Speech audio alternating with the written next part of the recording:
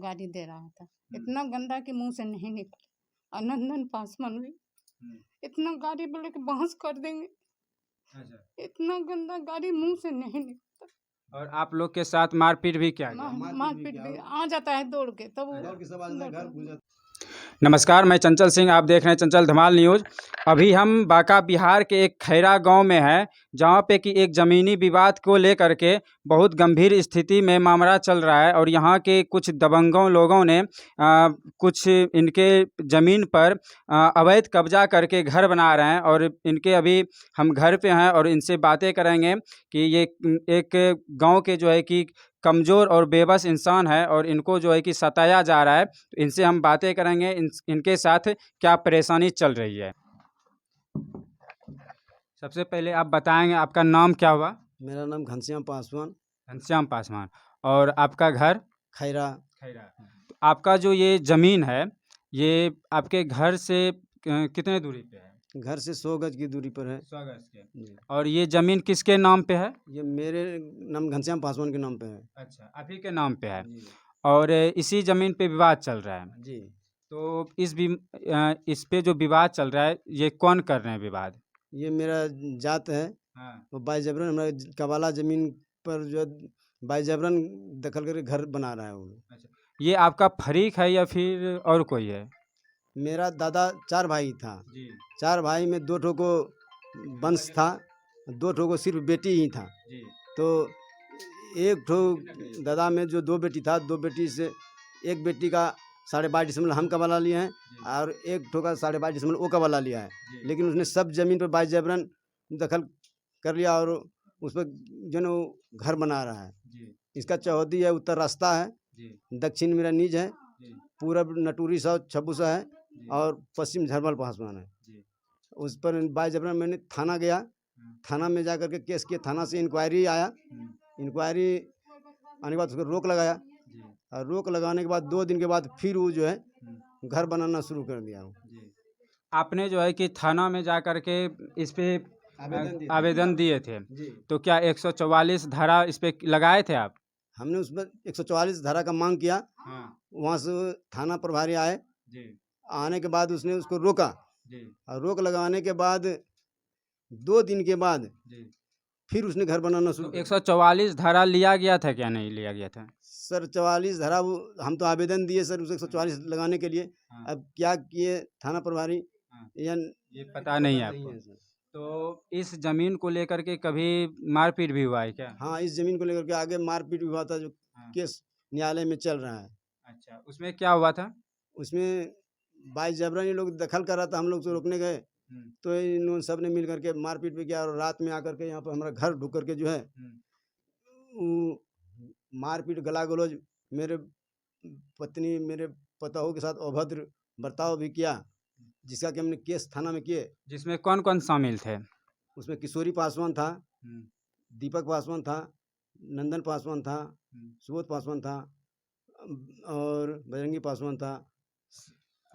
जिस जमीन पे विवाद चल रहा है उसका कागज कहाँ है, दिखाइए। इसका कागज ये है सर, मेरा कबाला जमीन है ये देखा जाए जो इसका 2015 तक रसीद क्लियर है। ऐसे पकड़िए जी, यही ये कागज है जमीन का जी। ये आप यही जमीन पे विवाद चल रहा हाँ, है? यही जमीन पे विवाद चल रहा है। इसका रसीद वगैरह कहाँ है? इसका रसीद है सर, अभी दिखा रहे हैं 2019 तक का कटा हुआ है सर। रसीद दिखाइए, कौन है? ये रसीद है सर, 2019 तक का ये रसीद है। यही रसीद है जी, ये 2019 तक का रसीद कटा हुआ है सर। यहाँ पे देख रहे हैं ये किशोरी पासवान है जो खैरा गांव पड़ता है। और ये एक गरीब हैं और बेबस इंसान है जो कि अकेले हैं। इनके 3 पुत्र हैं और 4 है ना, 4 पुत्र हैं और घर में 3 लेडीज़ हैं। और इनके साथ जो है कि अभद्र व्यवहार किया जा रहा है यहाँ के इनके जो गोतिया लोग हैं उनके द्वारा। और इनके ज़मीन पे जो है कि अवैध कब्जा किया जा रहा है और इनके ज़मीन पर ज़बरदस्ती घर बनाया जा रहा है, जो कि ये इंसान जो है कि कोर्ट तक जो है कि दौरा किया और वहाँ पे सरकार से गुहार लगाए कि हमारे ज़मीन को बचा लिया जाए, लेकिन वहाँ के प्रशासन के द्वारा कोई भी निर्णय नहीं लिया गया। एक बार प्रशासन आए और बंद करके चले गए और फिर क्या हुआ नहीं हुआ फिर चालू कर दिया गया। 100 बार फ़ोन किए हैं जो, लेकिन कोई सुनवाई नहीं हो रहा है। नहीं होगा इसलिए कि अभी जो है कि कहा जाता है जिसकी लाठी उसकी भैंस। तो सरकार का जो ये नियम है, ये जो व्यवस्था है, यहाँ पे भी जो इंसान बलवान होता है उसी का सुनवाई होता है और गरीब का कोई सुनवाई नहीं होता है, कोई मदद नहीं होता है। यहाँ पे इनके साथ भी वही हो रहा है।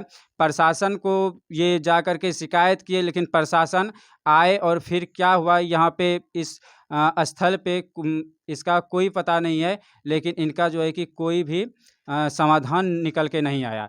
ये दिखा रहे हैं, इनका एक ज़मीन का खुद रसीद है जो कि हर साल कटाते हैं ये रसीद, और ये ज़मीन का कागज़ है। और इनके जो विरोधी पार्टी है उनके पास नहीं कोई रसीद है, नहीं कोई कागज़ है, तब पर भी इनके साथ जो है कि अवैध व्यवहार किया जा रहा है और इनके ज़मीन पर जबरन घर बनाया जा रहा है। तो यहाँ के प्रशासन से कहना चाहेंगे कि इनका जो मांग है, इनका जो यहाँ पे दिक्कत चल रही है, उन पे विचार करें। नहीं तो कल दिन अगर कुछ ऐसा दुर्घटना हो जाती है तो इसका जिम्मेवार यहाँ के प्रशासन होंगे और उनको जवाब देना पड़ेगा।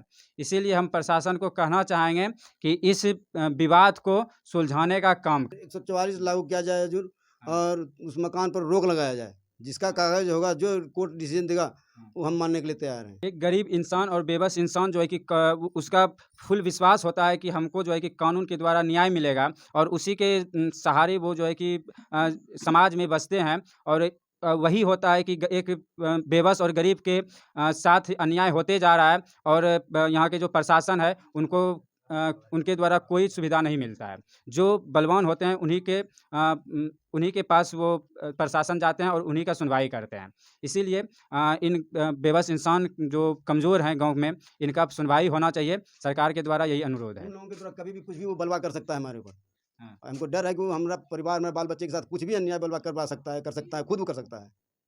अगर आगे ऐसा कुछ इन लोग के साथ घटना हो जाती है तो प्रशासन को इन पे ध्यान देना चाहिए और इन पे एक कानून लागू करना चाहिए कि इनके साथ आगे कुछ ऐसा व्यवहार नहीं हो। जय हिंद, जय भारत।